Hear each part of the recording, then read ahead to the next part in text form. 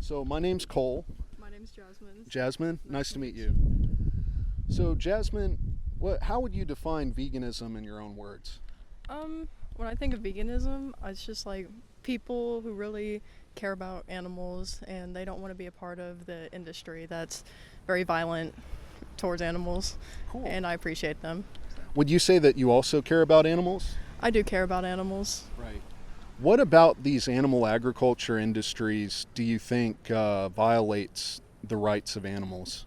The conditions of animals are just very disgusting, really, and then very inhumanely murdered. So, Yeah, I agree. And I guess it's a little bit deeper question. Do you think that there's a humane way to end the life of an individual who doesn't want to die?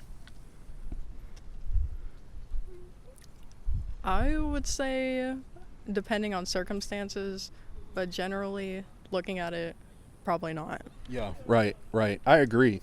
I agree. So, are you vegan? I am not. No? What's holding you back from being vegan? Well, and the way I look at it, the animals are already dead. The industry is not going anywhere, and steak is really good. Okay, cool. So, So, we got like three things to unpack there. So, imagine this, right? So, there are like 3 million vegans in the United States. And if these people were to stop being vegan tomorrow, do you think they would kill fewer or more animals, or the same amount, if 3 million people started demanding animal products?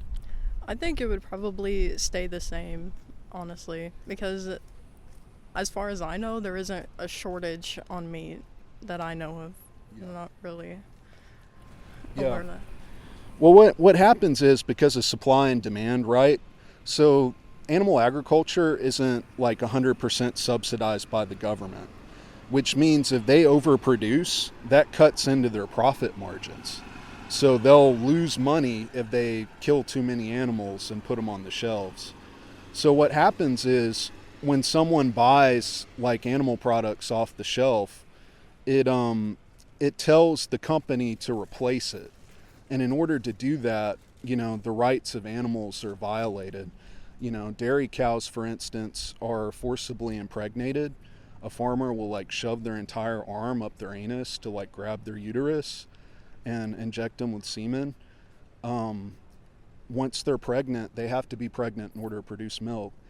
They take the baby cows and separate them from the mothers, and the mothers go grieve the separation. They try to get back with their babies.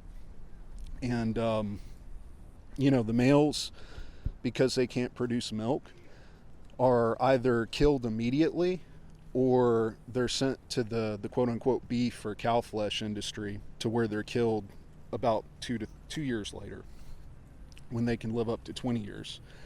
So when a person buys like a gallon of milk, for instance, they're giving money to that industry. They're telling the farmer like this is okay to do this on my behalf.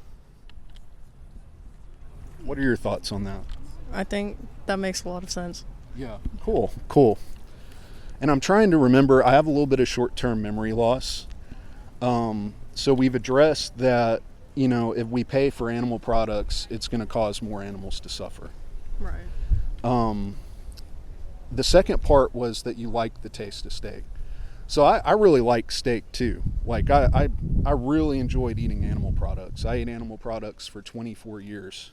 And once I saw what was happening to animals and it stopped being a conceptual idea in my brain that, hey, the animals die for me, when I actually saw what was happening to them, like I had to stop, So I guess the question I would ask is, do you think that taste justifies animal abuse? I would not say so. Yeah? Yeah. Would you say that slitting a cow's throat and cutting their head off is abusive? I would say so. I think that there would be better ways of going about it still to keep the meat market here, but just not be so violent and degrading for animals. What's your conception of a better way to kill someone who doesn't want to die? Well, they have the lethal injection for people on death row, but I think that would probably be the best way, the most humane way, I would say. But Yeah. Yeah, and that would certainly be better than what's happening to cows now, because they get forced into these chutes, and I've seen a lot of cows, they smell the blood from other cows being decapitated, and they try to escape. They know their lives are in danger, so it's not like a quick, painless process. They're forced into these slaughterhouses, and they experience like terror, like a real feeling of fear before they die. And yes, I would agree that the lethal injection, like if there were some type, like they used to put dogs to sleep and stuff, which I'm not sure if humans could eat that afterwards, if it would like affect us. yeah, But that would be better than what they're currently experiencing in the slaughterhouse. So I agree, but I don't think that that's humane, right? When we look at the word humane, it means compassionate. So put yourself in the animal's position. If someone were to give you like a lethal injection shot and you wanted to continue to live, do you think that would be compassionate to do to you? I don't think so. Yeah, me neither. Me neither. So, with that out of the way, what would stop you from being vegan, if anything? I've considered veganism in the past, but I just haven't ever committed to it, I would say.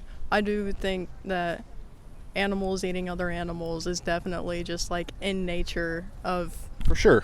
it's just in our nature, it's what we do, and it's nourishing, and I don't see a problem with eating animals. Animals eat other animals. Do you see a problem with let's take the example of a lion, right?